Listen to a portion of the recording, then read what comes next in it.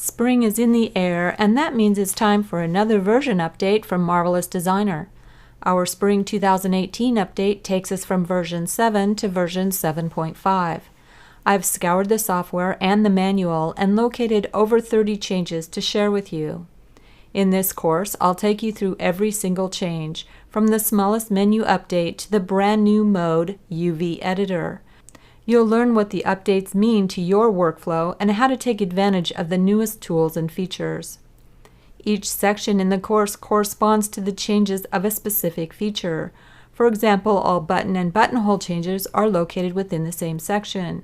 This will make it very easy for you to locate specific content. You can come back to this course in the future as you're working in Marvelous Designer and find just what you need. This course is for people who are familiar with Marvelous Designer and are interested in what version 7.5 has to offer. If you're an MD subscription holder, you'll get the version 7.5 upgrade at no cost, so this course will teach you how all the new features work. If you are an MD perpetual license holder, this course will show all the features of version 7.5 so you can decide if you want to pay for the upgrade or not. My name is Lori, and I've been teaching MD since version 2.